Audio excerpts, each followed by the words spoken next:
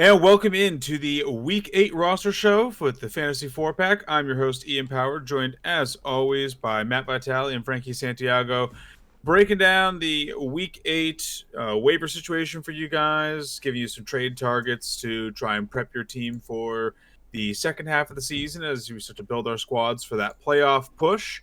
And we're talking about some QB streamers and defense streamers to round the show out. Let's go over a little bit of news before we dive into everything, though. Jimmy Garoppolo will be starting for the 49ers in Week 8.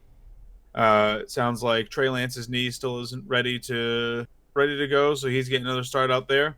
Wouldn't be surprised if that lasts for much longer, though. Garoppolo's not looking like anything special out there. I expect Trey Lance to retake the reins once he's medically cleared. Odell Beckham participated in practice today, said he should be available against the Steelers this weekend. Chubb also participated in practice today, and it said he has a good chance to play. This offense needs people to get healthy, so I hope both those guys are out this weekend, although I think Chubb has more immediate fantasy impact than Odell. I don't know that you're playing Odell even if he's out there. So, yeah. And that is because of this next piece. Baker Mayfield, who is a DNP, hasn't officially been ruled out for Week 8, but it's almost guaranteed he is not going to be out there. So we should be seeing more of the sweet throwing motion of Case Keenum this weekend. Kyler Murray and Nuke Hopkins both were part of an estimated practice today, so neither of them actually practiced. But if they did, Kyler would have been a full practice, and Nuke would have been a DNP with a hammy. Probably nothing to worry about given that it's Monday, but keep an eye on it as the week goes on. Miles Sanders was obviously carted off with an ankle injury this past week. He is currently week to week, and it says unlikely he plays in Week 8. But I've also heard that the ankle injury was not as severe as it looked when he was initially carted off the field, and that while he is week to week, it's probably going to be on the shorter side of the injury duration. So, avoided anything season ending right there for him, which is good for Sanders. Darren Waller is day to day with an ankle injury where get ready for this. He tripped over a player in practice. Good for him. Yeah. The interim head coach is saying that there are no broken bones or anything like that in the ankle. It's just he's just day to day at the moment. And the Raiders are going into their bye week, so you wouldn't have had him this week anyway. It's likely why they sat him out last week. They didn't really need him to beat the Eagles, and going into a bye, you might as well give your star tight end 2 weeks to get his body right before you go back out there and try and win some more games. So I expect Darren Waller to be ready to go after his week 8 bye. Josh Jacobs, who left this Sunday's game with a chest injury, also should be fine after the bye. A player who will likely be out of your lineups this week, Mr. Davante Adams, was placed on the COVID list today. His vaccination status is currently unknown, but even if he is vaccinated, that means that he has 3 days to have 2 consecutive COVID passes before if he's going to play Thursday. So sometime on Tuesday, Wednesday, Thursday, he has on 2 of those days he has to pass COVID tests or he is not playing on Thursday. So plan to not have Davante Adams in your lineups this week. Actually, let's pop because this will matter for waivers a little bit. Who do you guys think gets the biggest bump if Adams misses? Lazard. He looked really good last week. 100%. No Tunyon love? No. So that's what I was actually going to bring up. I do think Lazard is the yards beneficiary and the target beneficiary, but I think the biggest bump that now becomes a very attractive ad is Tunyon, just because I feel like he's that great of a end zone threat, and Davante was kind of carrying that all by himself. I think Lazard is nowhere near the end zone presence that he does, so I could see Rodgers leaning back on Tunyon, who he knows is effective in the red zone. Yeah, if he gets mismatches like he did last week, he will be. They Sure. swapped a guy who was 8 inches shorter onto Lazard at the goal line. He basically just walked in. They pull the fan out of the stands, like, hey, just cover him for a moment. Yeah. It was Stand for this guy? It was brutal. Michael Gallup has been designated to return from IR. The team has 21 days to place him on the active roster. Will Fuller is eligible to be activated from IR, but according to Brian Flores, he is unlikely to be healthy enough to return this week. So Will Fuller remains on the waiver wire until further notice. I'm so shocked Will Fuller is still injured, perpetually injured. It's crazy. Yes. It's such a wild change of pace for him. Tyrod Taylor will return to practice on Wednesday, should play in Week 8, and the Texans have already said that when Tyrod gets back out there, he's their starter. So, hooray! Tyrod didn't boost another rookie quarterback into significance. And then speaking of rookie quarterbacks, Zach Wilson, who left this Sunday's game with a knee injury, it has been determined that he sprained his PCL. He is out for at least 2 weeks. Any news that you guys want to bring up that I didn't mention? Hey, the Jets went and got Joe Flacco. He's back. Oh, yeah, I didn't consider that news worth mentioning. Hey, he has a Super Bowl ring. Yeah, he does. Great. I hate that argument so Which much. he was the starter for. It's not like he just rid the team to a Super Bowl. Well, I mean, he rode the defense. He rode the defense. Yeah, I to was Super saying Bowl. he rode the defense, but He did play. in fairness, he did play well that postseason. But anyways, I mean, do we think he's going to be the starter? he is the starter. 100%. Like, All but why confirmed. would they trade for him if they're not going to start him? It's not like he's some great backup or the guy they already have on their team is any. I don't even remember the guy's name, and I watched the game. It was something White. I just remember on Sleeper, I got a Corey Davis touchdown notification. I was like, who the hell is M. White? Oh, it's Mike White. That's right. Or maybe it's Malcolm White? It doesn't matter. Mark White. Just pick a random M name, and you're probably right. But no. Other than that, no. Okay. Let's dive into the show itself then.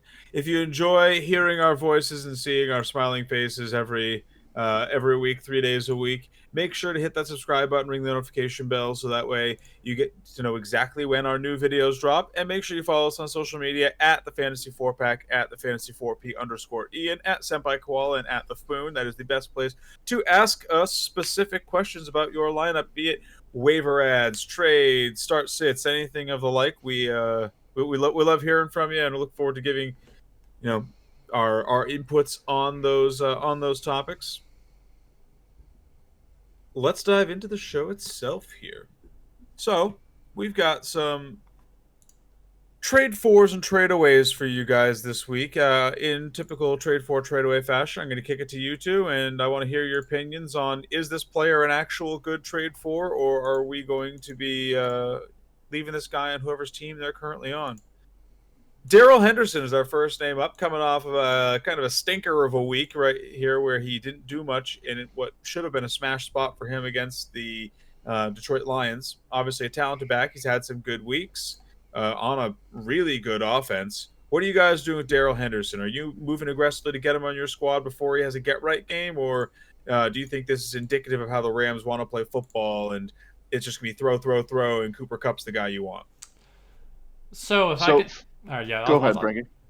I was going to say, so if I can start with this. He did have that dud of a game, and I think that was more of a, the Lions were somehow in the game to begin with, which, obviously leads to Cooper Kupp and, the rest of the offense feasting on touchdowns. That's not to say that, Darrell Henderson doesn't have the receiving back, ability. He doesn't do it much, but he still has it. But I mean, just look at all the games before. Look at the volume he's getting. Look at the snap percentage. I mean, he's clearly the guy in games that he plays. And he's the guy that you want to own in this offense as far as, running backs. And I think that just based on the fact they should be up in a lot of these games, I mean, specifically, the next game that they're playing, which is at Houston. Tennessee's a toss-up, but, after the bye, all of these defenses are very able to be run on. So what I'm doing with Henderson is maybe if I have like a big name guy, like one of the guys we're going to talk about, in the show later, I'm looking to kind of trade one of those big name guys to try and go and get Darrell Henderson maybe in a package with, a wide receiver 2, or an equally, like maybe a wide receiver 1 with that's been underperforming, to Sure. go for that big name player and maybe like a couple of tertiary pieces. But I think that his potential and his upside, just based on the offense that he's in, is phenomenal. And it's not like the Chiefs running backs where they are just a completely pass heavy team. The Rams like to do both throw the ball and run the ball. We've seen that through the entirety of the season so far. I don't think that just because of this one stinker game we're going to see that for the rest of the year. Yeah, I completely agree. He just owns the backfield. He has a great schedule coming up, and I think this is your window because after Houston, Tennessee, San Fran, I don't think you're going to be able to get him on the cheap anymore. And he has a pretty cushy playoff schedule for fantasy managers, so I'm Well, definitely trying to get him. it is Houston, Tennessee, San Fran bye. It's bye weeks are still going to happen, but if you're letting a bye scare you off a good player, then you know you're either so desperate that you need wins that you have to pass up on them, or you're not thinking of the playoffs. Sure. Our other trade for this week is Mr. George Kittle. Obviously, coming off that calf injury, he was placed on IR, not because he necessarily needed it, but because the team felt it was smarter to let him take 4 weeks off and just get healthy, get his body right, and then come back out and be a superstar rather than make him play through a calf injury that was going to have him playing 60%, 70% the entire season. Obviously, George Kittle is I believe expected to come back next week. So if you trade for him this week, you'll be without him for one more week. But he is a superstar when he's on the field, and this 49ers offense looks like it can sorely need George Kittle. Are you guys in that same camp where you're pushing to get Kittle on your squad? You want to try and capitalize on his very low perceived value as it currently is, try and eat a week of IR, so that way the manager that currently has him feels like they're getting some value too? Or do you guys feel like this 49ers offense is just too disjointed and Trey Lance getting back into the driver's seat isn't going to help it? I'm completely in on Kittle. We're looking at an offense that we're already talking about. A player later is a trade away that's on this team. He is just one of those few tight ends that commands a lot of targets. Clearly, they need to get this passing offense going. It's not working with either quarterback. And he is the juice that they need to inject into this offense to get that passing attack going. He has a great schedule coming up, especially against the tight end.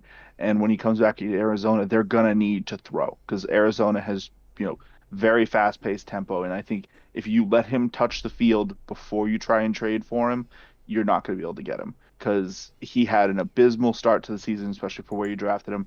He's been out. Managers have been looking at him as just a complete dud. But the tight end position is so bad, and some of the top guys are underperforming that if you can move a top guy, or if you can take a guy who's on the lower end that's overperforming and get yourself a Kittle, I think he could be a guy that wins you the league because his 15 through 17, Atlanta, Tennessee, Houston, all cake matchups where he should be able to smash. Other great thing, I mentioned Darrell Henderson. He's already passed his bye. Technically, if you trade from this week, you're kind of eating a bye with the 1 week of IR, but there's no bye you have to worry about in the future. And if you can start putting buys behind you by trading for players like this, you can really set yourself up to win weeks where you might have been down because you have the week 14 bye or the week 8 bye, like something coming up where you just really don't want to lose. So here's my thing with George Kittle. I like George Kittle as a trade for. And you brought up the whole quarterback issue with, Trey Lance. The offense kind of just doesn't gel under him. Look at the scope of the season so far for the 49ers. All of their running backs pretty much got injured off the rip. They have just been funneling targets to Deebo Samuel, not using Brandon Ayuk. And that's pretty much how their offense has gone. They're living and dying by Deebo. George Kittle, once he comes back, is going to take a lot of that target pressure away as to where they aren't as one-dimensional. Their running backs are getting healthier again. Elijah Mitchell looked good last week. The rest of their running backs looked good last week against a tough Indy front. So I think that with George Kittle coming back into the mix, the offense, no matter who it's, I'm not that big of a Jimmy fan. I would much rather have Jimmy being the quarterback. But I think the offense is going to look better because they're not, firing on all cylinders, but they were taking a while to get their feet into them. People are getting healthier. George Kittle's coming back, which is a big piece. So I like George Kittle as a buy just because of the upside that he represents. Like, we're seeing a down year for tight ends, for the elite tight ends all around. Darren Waller's dealing with injury issues. He hasn't really been having that big of a season. Travis Kelce, we don't know what we're getting out of him. I mean, he's still the tight end one, but the Chiefs look all out of sorts. So in a year where tight end is kind of just a little bit wonky, I think that whoever the Kittle manager is might be a little bit worried about what he's going to get from a guy like Kittle. Is he going to be the same guy coming back? I mean, I think so. I think the upside is there, and I think that just based on everything that I've just laid out, the 49ers have not looked good. So that might be another thing that you can use as a, the 49ers haven't looked good. I'll take this guy off your hands, that you're trying to unload for, again, a player who's been overperforming, or, maybe swap him out for, 1 for 2 with a couple of tertiary pieces. Because the thing that I was actually going to bring up with Henderson is if you don't have a lot of wins and you have a big name player like George Kittle, the thing that I think that managers should do, and I think that I would do it, I've done it a couple times now, you take that big piece if you're not scoring enough points and you turn it into more potential points on different parts of your team. So you have George Kittle who can score you 30 points, but if you turn him into 2 players who can each score you 20 points, they maybe don't have the same ceiling, but that's an appealing thing that you can throw at the George Kittle owner who needs wins, if they do. Sure. Fair. All right, let's jump over to the trade-aways here. We've got a couple interesting names on the slate for those two. I'll start off with the bigger of the two. Mr. Travis Kelce is a player nominated by you two to be a trade-away candidate. Frankie, I'll kick it to you first here because I believe this was you who nominated Kelce to be this trade-away. Yes, it was. So Travis Kelce, obviously part of a high-powered offense with the Kansas City Chiefs. They've been struggling a little bit as of late, but very talented player, currently the tight end 1 on the season.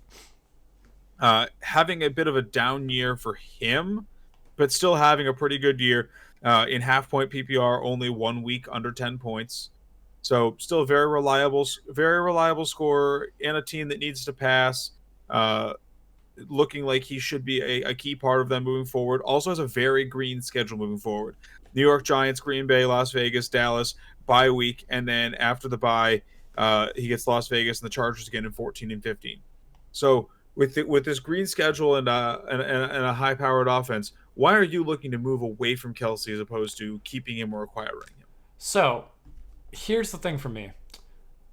The Tennessee Titans have looked not objectively great on defense for the year. The Chiefs got absolutely manhandled by them. That was a plus matchup. Kelce still got 13 points, but, the Giants, for as much as we give them, they're still an okay defense. But I'm not worried about the defense. I'm worried about the offenses that they're going against. Because he got 10 points in half point. He would have got 13 in full point PPR. The points isn't what I'm bringing up, but we're a half point show, Frankie. God damn it! It's the offenses that I'm worried about because he has Green Bay, Vegas. They can put up points. Dallas, the saving grace is he has late bye, so if you're not struggling for a win, you're not really hurt by it, but you might if you are struggling for wins. And then his playoff schedule, the Chargers, Pittsburgh, Cincy, that's really the only juicy part that I like about it because, the Chargers can put up points, but, honestly, Cincy, we saw thrash the Ravens. And, Pittsburgh's fine. But anyways, it's when the pressure's been on for Mahomes this year so far, we haven't really seen him perform. And that offensive line looks like it's struggling, and he's struggling to get the ball out.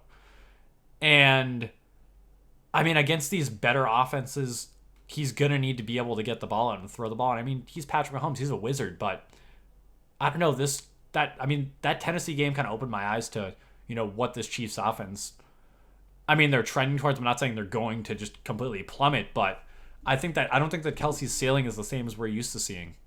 And I don't think it's because of his age. I think it's just because this Chiefs offense needs to do something different, and I don't know what that is.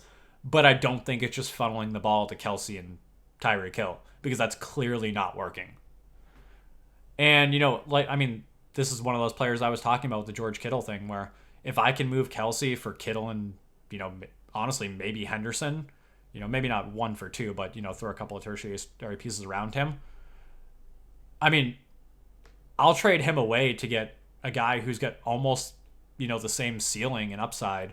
Get another running back because running back depth's so important, and just kind of just part ways before I see where the ship is going. If it's either going down or if it's just going to get the ceiling's going to get lower, then you're getting a guy who's going to be performing where Kittle should be performing, and a running back for basically a guy that's going to do what Kittle's doing. But John, what about you? Yeah, to keep mine short and sweet here, my big thing, I'm down on him. Yes, he has a plus matchup going through the next few weeks, but for me, week 12 all the way through to the championship, I'm not a huge fan. Like I said, you got bye, Denver. Like, if you're a team that's hurting, those weeks will kill you. A late bye for me, I'm so out on those, just because if you're fighting for that playoff spot and now you have one of your key players out, that could just be it for you. So with him having a terrible end of schedule, this team is suffering from two Super Bowl hangovers, and I think it's starting to show now. He's on the older side. I don't see this as a team that's going to, catch lightning in the bottle at the end of the season. So I just see them as a slow fall going down. He's going to retain value, but he's not going to be a league winner for you. Actually, on the opposite side as you guys here. I don't know that any other tight unless I can flip him for Kyle Pitts and someone, or Darren Waller and someone. I think those are the only two tight ends that I would want if I'm getting rid of Travis Kelce. I feel like Travis Kelce's consistency is just too strong, combined with a lot of green over the latter half of his schedule. I at least wouldn't even consider moving Kelce until it's closer to his bye. I do expect him to at least have a nice run up to there, and you can kind of ride that out. Have him get some additional juice, and then if you are worried about the the orange playoff schedule, you ditch him in week 11. Give someone the Dallas matchup, and then let them eat the bye. But I think if Kittle's a sell, or if Kelce's a sell for me, he's a sell further down the line. Fair. Let's jump to our other sell here. Mr. Deebo Samuel of the San Francisco 49ers, a wide receiver who has been smashing up until this point. Smashing. You can't say smashing unless you're going to Nigel Thornberry it. Can we get copyright? Smashing up until this point in the season. He's been absolutely on fire for fantasy managers who trusted him.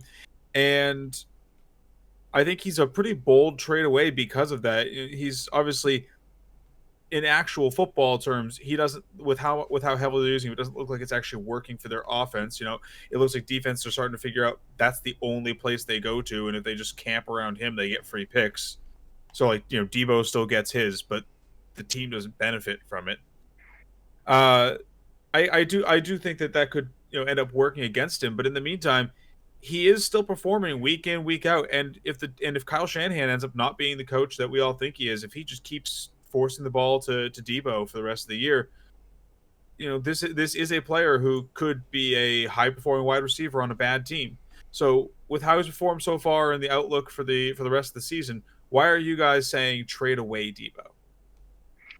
So for me, it's as simple as the guy we just talked about. George Kittle's coming back. George Kittle's going to be healthy, and those targets are going to come from somewhere, and they're not throwing the ball to their other receivers. I think their other two receivers this week got like one target apiece. So those targets are coming from somewhere.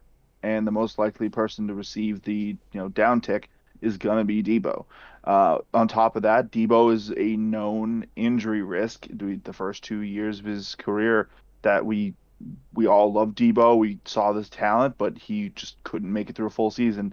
And what is he doing this year? He's just getting a full season's worth of work in half the time. I mean, he's getting targets after targets after targets, and I don't want to be the fantasy manager that's basically riding him till the rails come off. Because once the rails come off, I think he's gonna get injured towards the end of the season, and you're gonna be left holding the bag. So I would rather turn him, a guy that's getting high quality, consistent points, throw him in with somebody else, get off this now, because I don't see him performing, and I think a lot of people will be looking at the schedule and seeing a lot of green and being ready to invest in it. But honestly, there's some trap card greens in here.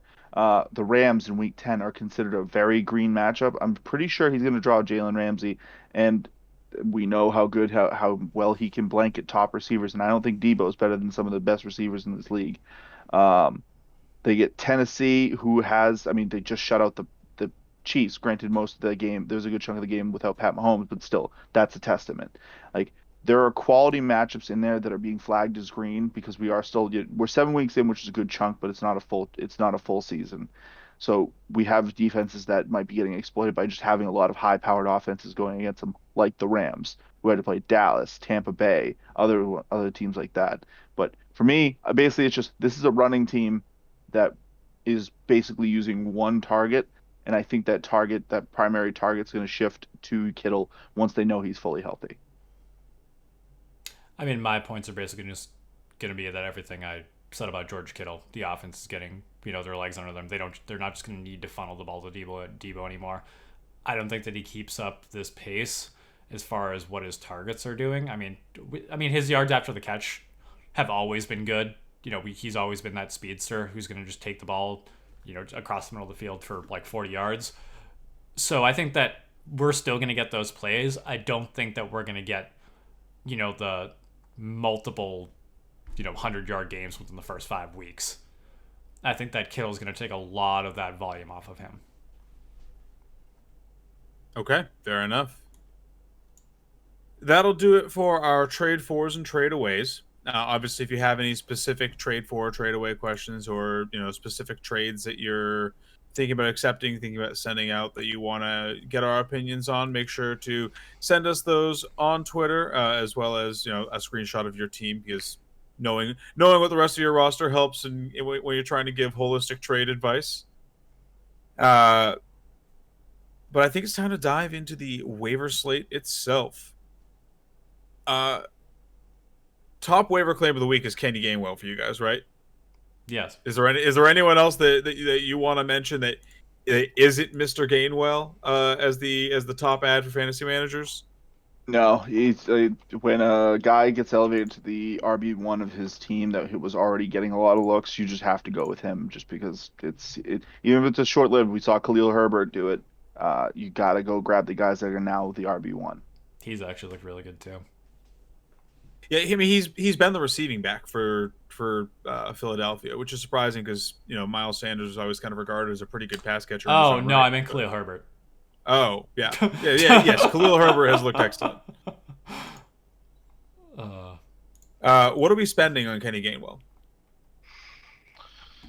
Oh, that is always obviously if you have just waiver order, then congratulations, you're just spending whatever your highest waiver claim is. But if you're in Fab, the superior format, what are we throwing at Gainwell this week?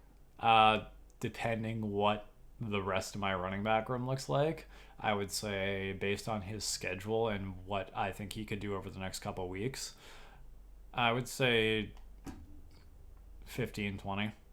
He gets Detroit, he gets the Chargers, Broncos is tough, New Orleans is tough, but I mean, leading into his bye, he gets the Giants again, and then the Jets. So depending how long Miles Sanders is out,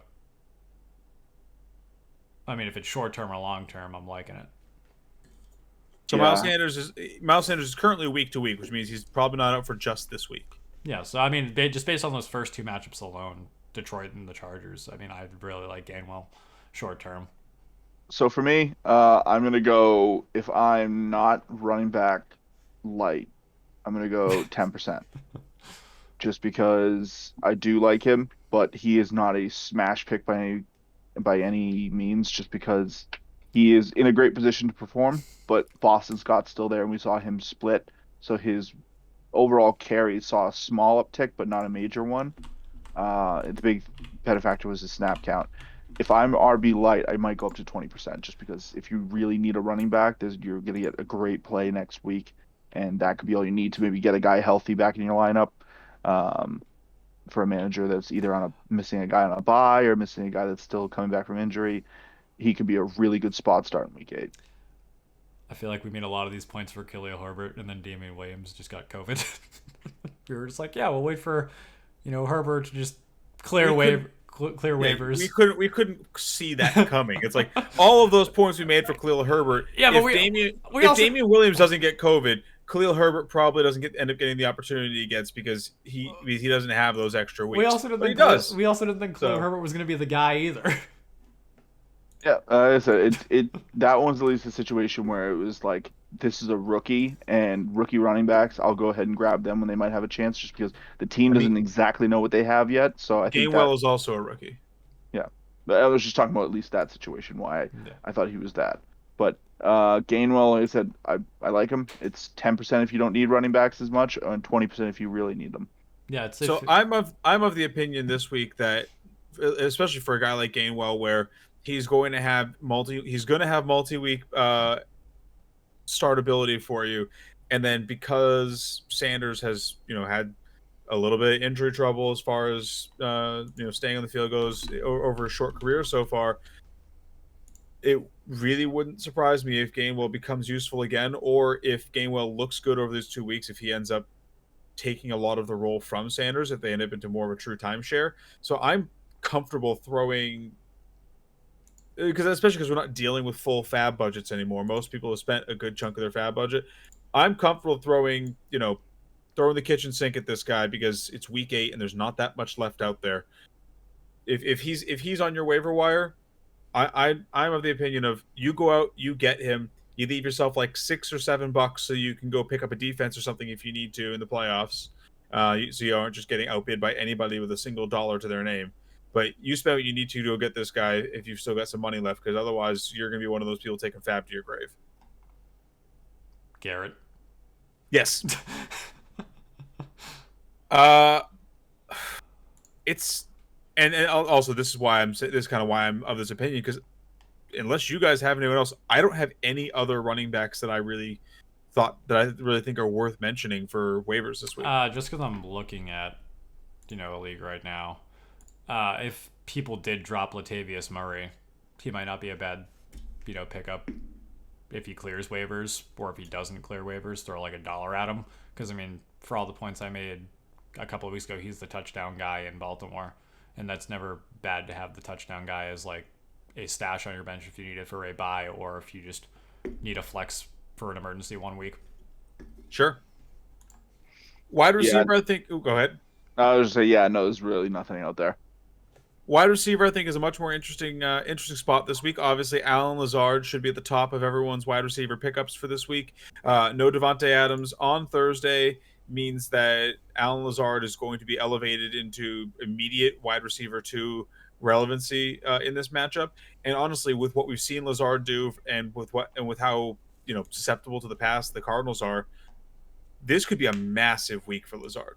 Like, I'm not saying he's going to be a wide receiver 1 rest of season, but he could easily be a wide receiver 1 this week, just due to how many points could be scored in this game. So I think if you need wide receiver help, or even if you don't, and you just would like to have a really strong spot start for you, I think Allen Lazard is a smash pickup this week. But he is a 1 week rental.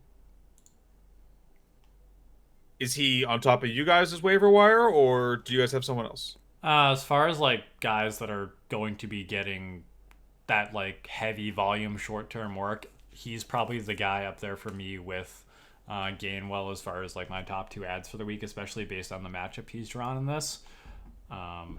There's not really anybody else that I've seen that's kind of standing out to me. There's a couple of people out there who have been, just getting more work, but that's just because of, Pringle looked good last week, but that's because they pulled all their starters in the Chiefs game. Bryan Edwards looked fine, but that's because they were going against the Eagles, and Bryan Edwards had his 1 touchdown. So, there's not really anyone else that's jumping off the page to me. Yeah, Lazard he's getting more use even with Devontae out there, and now without a Devontae, he's a great spot start, and that could be most of what you can ask for at this point in the waiver, with how the waiver is at this point.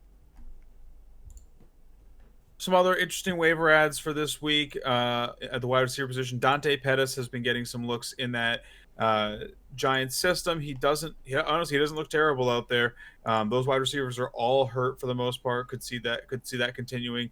I'm not going to be surprised if he holds some value as the Giants are trying to find healthy, talented guys to throw the ball to. Rashad Bateman looks like he's getting fairly involved in this Ravens offense.